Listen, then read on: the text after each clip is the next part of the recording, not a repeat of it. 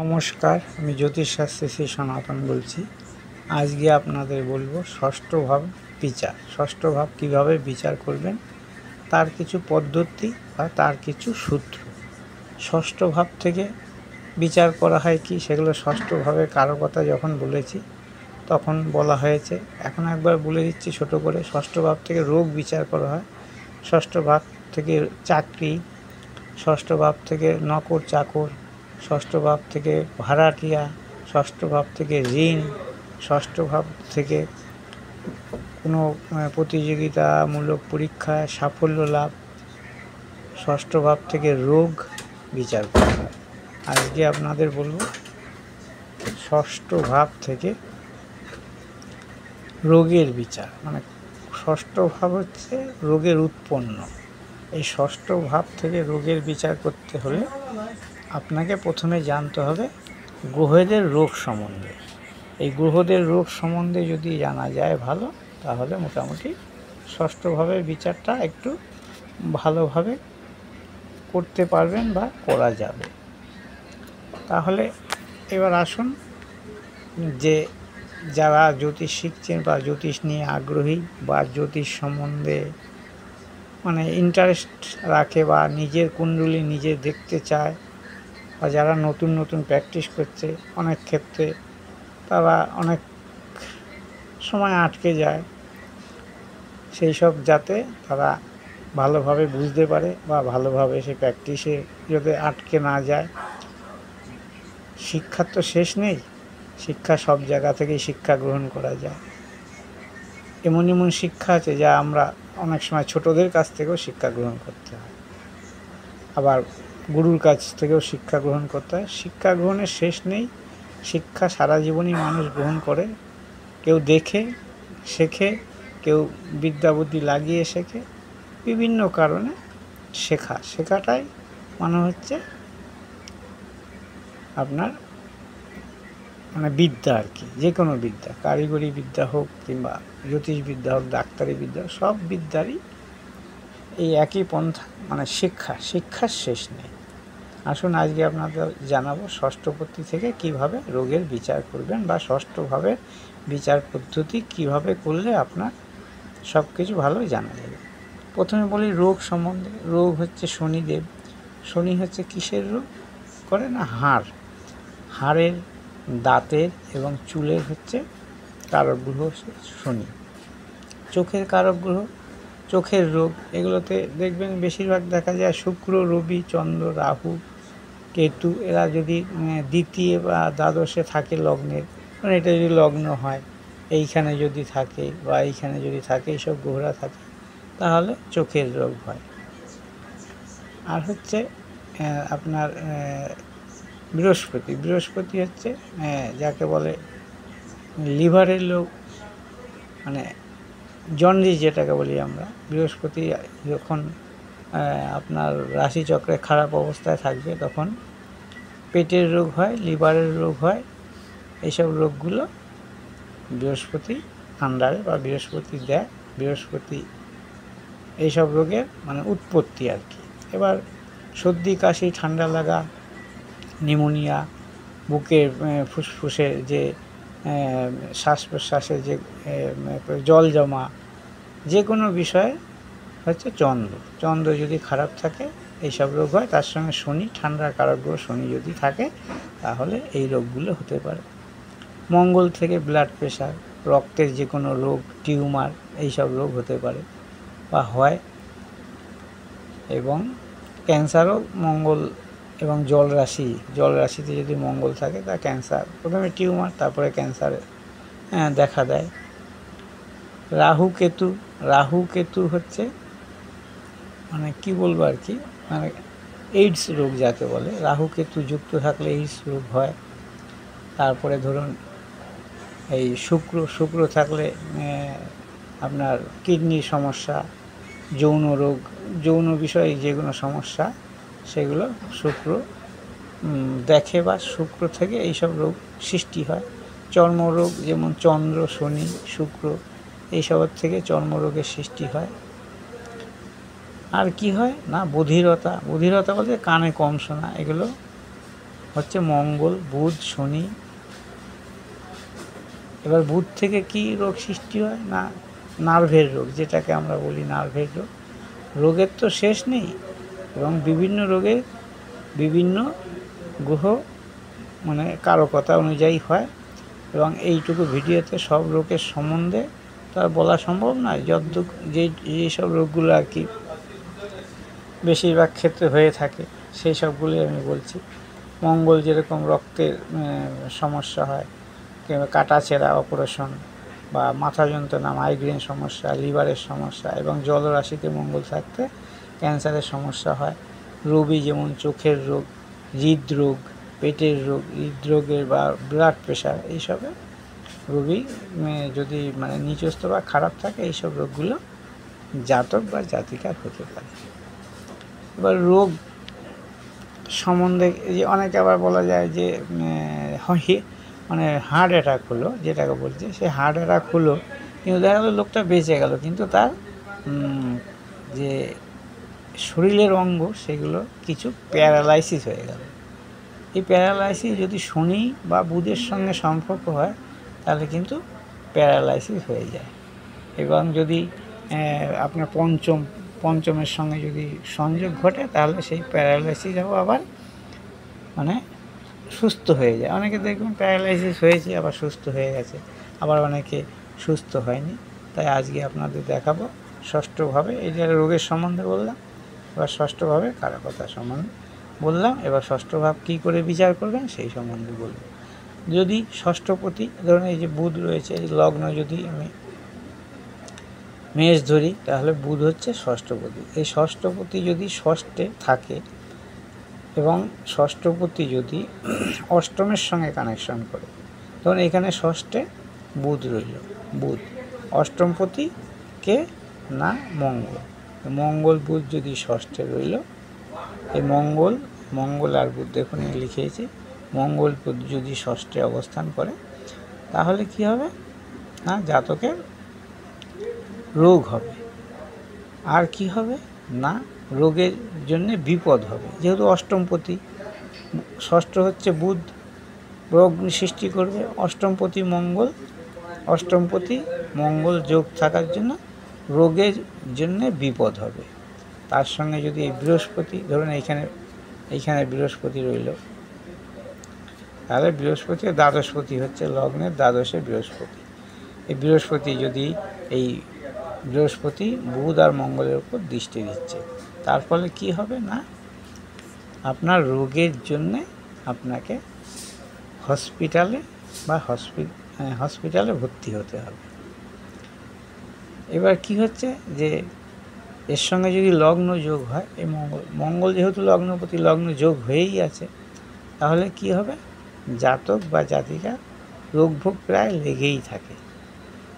যাদের এইসব যোগগুলো হয় তাদের রোগভোগ লেগেই থাকে। ষষ্ঠপতি যদি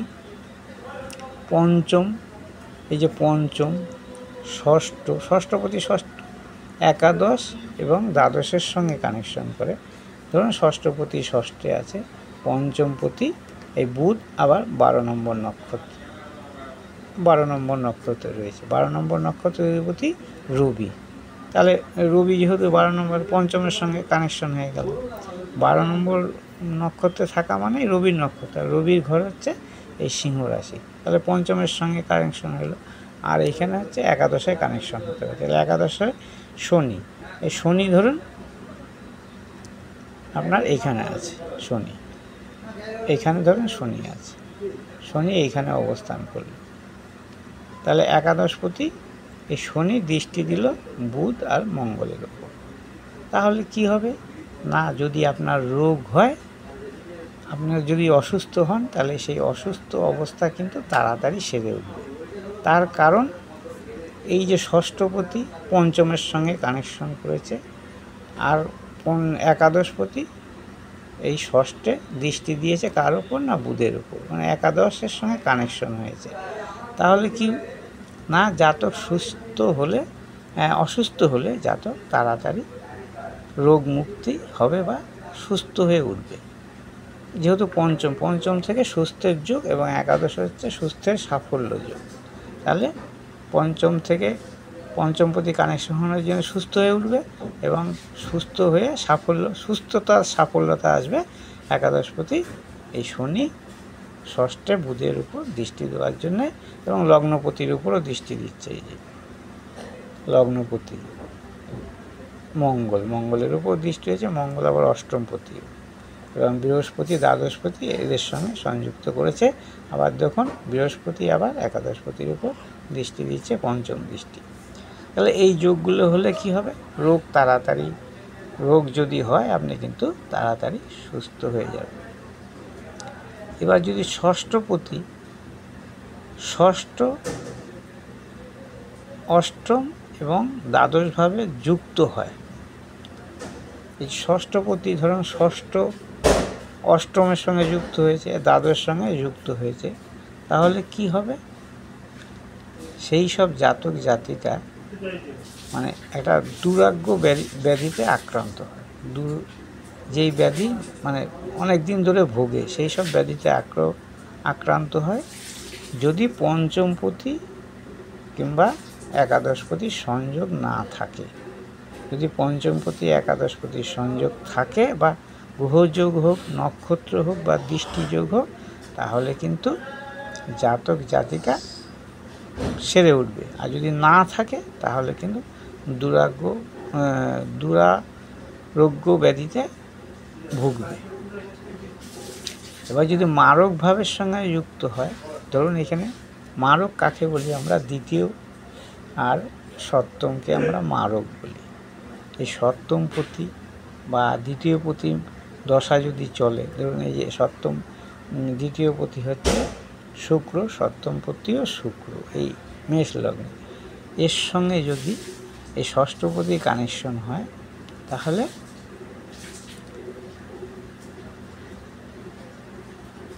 এই যে রোগ হবে, সেই সময় যদি এই দ্বিতীয়পতি বা সপ্তমপতির দশা চলে, এই যে দ্বিতীয়পতি বা সপ্তমপতি শুক্র, ধরুন রোগ হয়েছে, সেই সময় যদি এই দ্বিতীয়পতি বা সপ্তমপতি শুক্রের দশা চলে, তাহলে জাতকের মৃত্যুতুল্য পীড়া লাভ হয়।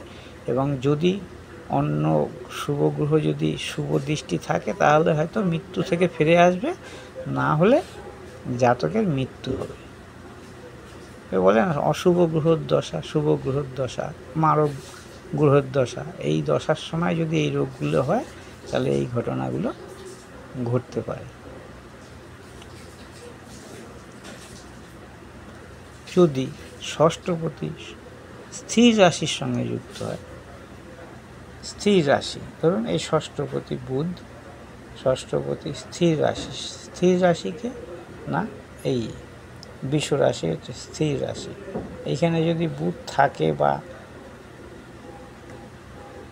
বুধের সঙ্গে কানেকশন হয়, তাহলে কি হবে, তার সঙ্গে যদি শনি যুক্ত হয়, ধরুন এখানে শনিও যুক্ত,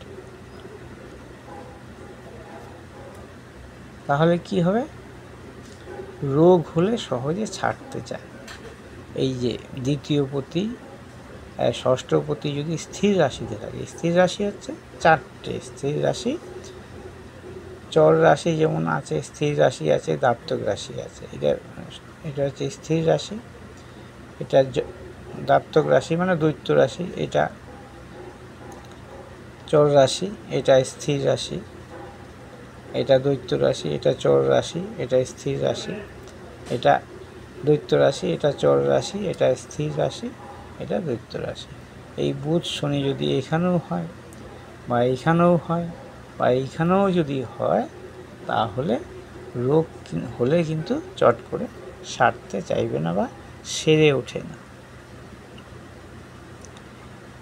এইবার এই ষষ্ঠপতি বুধ না হয়ে যে কোনো গ্রহ হতে পারে, মানে আমি লগ্ন হিসাবে দেখাচ্ছি, যেহেতু মেষ লগ্ন হিসাবে ষষ্ঠপতি বুধই হয়। তো ষষ্ঠপতি যদি বুধ না হয়ে অন্য কোনো গ্রহ, তো বিষলগ্ন হলে ষষ্ঠপতি হবে শুক্র, লগ্নপতি আর ষষ্ঠপতি শুক্র। এই শুক্র ষষ্ঠপতি হলে তখন এই বিষলগ্ন থেকে গণনা করতে হবে এবং তাদের এই যেগুলো দেখালাম সেরকম যদি সংযোগ ঘটে, এইবার সেই রোগগুলো জাতক জাতিকার হবে। এবার সবাই বলতে পারে তাহলে এই সংযোগ ঘটলেই কি রোগ হবে? অনেক সময় হয় না। কেন হয় না তার কারণ বলছি। ধরুন শুক্র দ্বিতীয় পতি বুধ, ধরুন বুধের ঘরে রয়েছে, অষ্টমের সঙ্গে সংযোগ করেনি, কারণ মঙ্গল এখানে নেই, বুধ এখানে শক্তিশালী, তাহলে আর 12 নম্বর নক্ষত্রেই আছে বুধ, মঙ্গল ধরুন এখানে নেই, মঙ্গল হচ্ছে আউট হয়ে গেছে এখান থেকে, তাহলে অষ্টমের সঙ্গে সংযোগ করেনি, অষ্টমপতির সঙ্গে সংযোগ করেনি, বৃহস্পতি এইখানে থাকলো না, বৃহস্পতি যদি এইখানে থাকে ধরুন, তাহলে দ্বাদশের সঙ্গে সম্পর্ক হচ্ছে না, বৃহস্পতি এইখান থেকে আউট ধরুন, বৃহস্পতি নেই এইখানে আছে, তাহলে মানে রোগ হলেও রোগের কোনো প্রভাব জাতক জাতিকার পড়বে না, কারণ বুধ এখানে উচ্চস্থ। এবং শুক্রের ক্ষেত্রে শুক্র যদি এইখানে থাকে, এই শুক্র যদি এইখানে থাকে, শুক্র ধরুন ষষ্ঠপতি হিসাবে যদি শুক্র এইখানে থাকে, যদি সব মানে অষ্টম এই ষষ্ঠপতি মানে এই লগ্ন হলে অষ্টমপতি বৃহস্পতি হবে, বৃহস্পতির সঙ্গে দ্বাদশপতি মঙ্গল হবে, এর সঙ্গে যদি কানেকশন না করে, তাহলে আপনার রোগ, মানুষ মাত্রই রোগ হয়, বয়সজনিতকালেও রোগ হয়, যেই রোগগুলো হয় সেইগুলো কিন্তু হবে না, হলেও দ্রুত সেরে উঠবে, কারণ এখানে শুক্র উচ্চস্থ অবস্থায় আছে। এবং শুক্রের উপর যদি অশুভ যোগ না হয়, অশুভ যোগ বলতে ধরুন বৃহস্পতি অষ্টমপতি যদি দৃষ্টি না দেয়, হ্যাঁ, দ্বাদশপতির সঙ্গে শুক্র যদি কানেকশন না হয়, এই কানেকশনগুলো যদি না হয়, তাহলে আপনার রোগ হলেও তাড়াতাড়ি সেরে উঠবে। এবং এই শুক্র যদি এখানে থাকে, এর সঙ্গে যদি এই রবির এইখানে কানেকশন হলো, রবি ধরুন এখানে রবি আসে,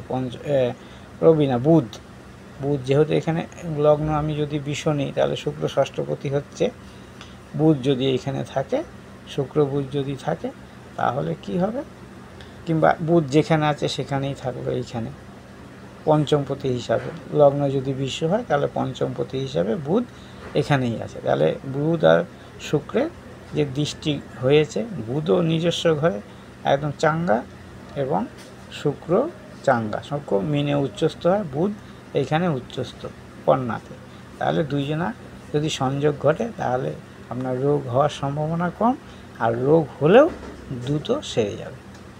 তাহলে রোগ নিয়ে আজ এই পর্যন্তই, কারণ বলতে গেলে তো অনেক কিছু বলা যায়, অনেক কিছু বলতে মানে ঘন্টার পর ঘন্টা বলা যায় রোগ নিয়ে, কিন্তু এক ভিডিওতে করা সম্ভব নয়, অনেকে দেখতেও চায় না, সেই জন্যেই ছোটো করেই ভিডিও বানাচ্ছি। যারা বুঝতে পারবেন না, বা অনেকে আছে যে আমাকে কমেন্ট করে যে এরকম টাইপের ভিডিও বানান, এরকম টাইপের ভিডিও বানান, সবাই কমেন্ট করছে, অনেকে জানতে চাইছে, এবং অনেকে অনলাইনে আমার কাছ থেকে যে জ্যোতিষের যে বিচার সেগুলো করাচ্ছে এবং অ্যাডভাইস নিচ্ছে, আমি সাধ্যমতো করে দিচ্ছি। আমার ফোন নম্বর 9333828747, যে কোনো সমস্যার সমাধান করে থাকি। সরকারি চাকরি, পড়াশোনা, উচ্চশিক্ষা, বাচ্চারা কেন পড়াশোনা করে না, অর্থনৈতিক সমস্যা, পারিবারিক সমস্যা, বিবাহের সমস্যা, গৃহ সমস্যা তো শেষ নেই মানুষের। সমস্ত সমস্যার জন্যে আমার এই ফোন নম্বরে যোগাযোগ করতে পারেন। আমি অল্প মূল্যে সঠিক রত্ন দিয়ে, বা রত্ন ছাড়াও প্রতিকার হয়, রত্ন দিলেই যে প্রতিকার হবে তার কোনো কারণ নেই, রত্ন ছাড়াও মন্ত্র আছে, তারপরে আপনার রুদ্রাক্ষ আছে, বিভিন্ন জড়িবুটি আছে, সঠিক জিনিস সঠিক যদি দেওয়া যায়, তাহলে জীবনে যে কাজটা কিন্তু তাড়াতাড়ি হয়ে যাবে। আর যদি সঠিক না হয়, আপনি লাখ লাখ টাকা দামের স্টোন পরেও আপনার কোনো কাজ হবে না। সে সঠিক নির্বাচন করাটাই হচ্ছে জ্যোতিষের পক্ষে, যে যিনি জ্যোতিষ তার পক্ষে সঠিক নির্বাচন করাটাই হচ্ছে তার শ্রেষ্ঠ উপায়। সেটা যদি সে সঠিকভাবে করতে পারে, জাতক কিন্তু ভালো ফল পাবে তার রেমেডি নিয়ে, সে যেই জ্যোতিষই হোক না কেন। আজকে এই পর্যন্তই। আমার ভিডিওটা যদি ভালো লাগে অবশ্যই লাইক, শেয়ার, কমেন্ট করবেন। যেতে যেতে একবার সাবস্ক্রাইব করে দিয়ে যাবেন যারা নতুন আছেন। এই ভিডিওগুলো আপনাদের কাছে তাহলে পৌঁছে যাবে এবং আমিও নতুন নতুন ভিডিও যাতে বানাতে পারি আপনাদের জন্য। জ্যোতিষ শিক্ষা হোক, জ্যোতিষ সম্বন্ধে আরও অনেক ভিডিও বানানো যায়, সময় পাচ্ছি না, তাই ভিডিওটা বানাতে লেট হয়ে যাচ্ছে। এই জন্য দিনে একটা ভিডিও করছি, কোনো এক দিন অফও হয়ে যাচ্ছে। যাই হোক, আমার এই ভিডিওটা ভালো লাগলে অবশ্যই লাইক করবেন, শেয়ার করবেন, কমেন্ট করবেন। নমস্কার।